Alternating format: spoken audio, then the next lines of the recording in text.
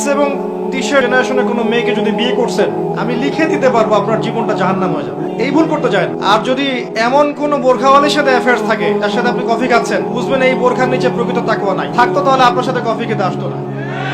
একজন সচ্চরিত্র মেয়ে কোশ্চিন কালেও আপনার সাথে ফোনে কথা বলবে না, আপনার চ্যাটের উত্তর দিবে না।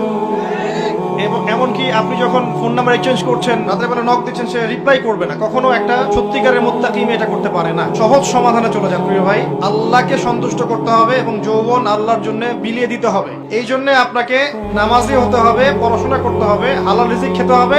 হালাল রিজিকের ব্যবস্থা করার পরে মেয়ে যদি পছন্দ হয়, কোনো মেয়েকে পছন্দ করেন, তার বাবাকে বিয়ের প্রস্তাব দেন, তার মাকে বিয়ের প্রস্তাব দেন, সাহসিকতার সাথে কাজ করেন, সাহসের সাথে যান, মেয়ের হাত চান। যদি মাশাআল্লাহ মেনে নেয় আলহামদুলিল্লাহ, যদি না মেনে নেয় আপনি জোর করেন না, আপনি ফিরে আসেন।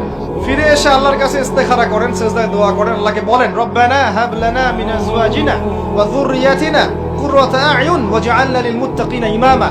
আল্লাহ আপনাকে এমন উৎস থেকে রিজিক দিবেন ইনশাআল্লাহ আপনি কল্পনা করতে পারেন। তখন দেখবেন সত্যিকারের খাদিজা, সত্যিকারের আয়েশা রাদিয়াল্লাহু আনহুমা, তাদের মতো স্ত্রী আপনার ঘরে চলে আসে। যখন আসবে তখন দেখবেন এই দুনিয়াটাতে আপনি জান্নাত পাবেন। এই দুনিয়াটা জান্নাত নয়, কিন্তু এই দুনিয়াতে যদি কারো ঘরে একটা নেককার স্ত্রী থাকে, সে ফিল করতে পারে জান্নাত কাকে, সে ফিল করবে। এমনিতে দুনিয়াটা ফিতনার জায়গা, কিন্তু যার ঘরে একটা নেককার সুশ্রী পবিত্র স্ত্রী আছে, যে তাকে দিনের পথে চলতে সাহায্য করে, সে দুনিয়াতেই জান্নাতের ফ্লেভার পাবে। এটা আল্লাহ পাক সবার তাকদীরে নসিব করেন না। যদি আপনি পবিত্র না থাকেন, আপনি যদি হারাম মিউজিকে থাকেন, এই যে ডিজে করেন, 31st নাইট করেন, ইয়াবা খান, মদ খান, হারাম অ্যাফেয়ার্স করেন, জেনা করেন, এগুলোতে লিপ্ত থাকেন, 10 ঘাটের পানি আপনি খেয়ে এসে থাকেন, আপনি কোশ্চিন কেন পবিত্র নারী পাবেন না? আপনি যাকে পাবেন দেখবেন সেও 10 ঘাটের জল খেয়ে আসছে। তখন কি হবে? তখন ফ্লাই করার আগেই, ল্যান্ড করার আগেই, টেক অফের পর ল্যান্ড, এর মধ্যে ডিভোর্স হয়ে গেছে। আল্লাহ পাক আপনাদেরকে বোঝার তৌফিক দান করুন যে আল্লাহ আপনাকে প্রকৃত অর্থে ভালোবাসেন। গার্লফ্রেন্ড আপনাকে ভালোবাসে না, আপনার অবস্থানকে ভালোবাসে। এটা আমি বলেছি, একজন পোস্ট করেছে ফেসবুকে, সেখানে দেখলাম কিছু মেয়ে কমেন্ট করছে, না আমরা সত্যি ভালোবাসি। তো আসল বক্তব্য হচ্ছে, তো অংশ গিয়েছে, আপনি বলেন যে আমি এক সলিউশন বলেছিলাম, যদি দিনদার হয়, দেখেন দিনের বুঝ আছে, আপনার কথায় আনুগত্য করে, তার বাবাকে গিয়ে বিয়ের প্রস্তাব দেন। যদি রাজি হয় মাশাআল্লাহ বিয়ে করে ফেলেন, প্রেম করার দরকার নেই, বিয়ে করে ফেলেন। আসল প্রেম শুরু হবে বিয়ের পর ইনশাআল্লাহ। তখন বুঝবেন দিল্লি কে লাড্ডুর কি মজা। তখন মনে হবে যে কাশ আরো 5টা বছর পরে বিয়েটা করলে ভালো হতো। ঠিক আছে, বাস্তবতা কঠিন, যেটা আমরা পাই না ওটার প্রতি আমাদের আকর্ষণ বেশি কাজ করে। পাওয়ার পরে দেখবেন যে আসলে জীবনটা মনে আগেই ভালো ছিল, বন্ধুদের সাথে ঘুরতাম, একটু ছিল, স্বাধীনতা ছিল, ফ্রিডম ছিল। এখন সেটা আর নাই।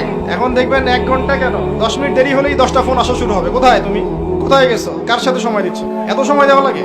বিয়ের প্রস্তাব দেন, যদি বাবা রাজি হয়, পরিবার মেনে নেয়, আপনার একটা হালাল রিজিকের সোর্স থাকে, আপনি বিয়ে করে ফেলেন। হারাম রিলেশনশিপে যাবেন না, এটা এক প্রকার জিনা। এটা কি এক প্রকার জিনা? কারণ শুধুমাত্র সেক্সুয়াল সম্পর্কটাই জিনা নয়, দেখা সাক্ষাৎ করা, কথাবার্তা বলা, ফোনে কথা বলা, আই কন্ট্যাক্ট, সবকিছু জিনা। জিনা থেকে দূরে না আসতে পারলে আপনার মনের মধ্যে নূর কোশ্চিন কেন আসবে না? আল্লাহর জন্য ছেড়ে দেন, আল্লাহ পাক আপনাকে তার চেয়ে 1000 গুণ ভালো দিবেন ইনশাআল্লাহ তাআলা, বিশ্বাস রাখেন। তো পুরো বক্তব্যটা হচ্ছে, ঠিক আছে আমি চিন্তা করেছি যে আমি বাবার সম্পত্তি আর নিব না, নিজের পায়ে দাঁড়াবো, কষ্ট করে আমি একটা জব খুঁজবো, হ্যাঁ 5000 টাকা স্যালারি হোক আর 10,000 টাকা স্যালারি হোক, কষ্ট করে আমি নিজের পায়ে দাঁড়িয়ে নিজে প্রতিষ্ঠিত হয়ে তোমাকে বিয়ে করবো ইনশাআল্লাহ। তারপর দেখেন আপনার সাথে থাকে কিনা, আপনার গার্লফ্রেন্ড আপনার সাথে থাকবে না। বাস্তবতা এরকম। আর এখনকার জেনারেশনের যে মেয়েদেরকে আপনারা মনে করছেন আপন, ভিতরে ওই ফেমিনিস্ট রেভলিউশনের ছোঁয়া আছে তার ভিতরে। তারা নিজেদেরকে পুরুষ মনে করে, তারা মনে করে যে আমাদের আর ওদের মাঝে কোনো পার্থক্য নাই। দুনিয়ার ধোকায় পড়বেন। নেককার স্ত্রী আল্লাহর কাছে চেয়ে নিন, সলাতে মনোযোগী হন। প্রিয় ভাই, কোরআন পড়েন,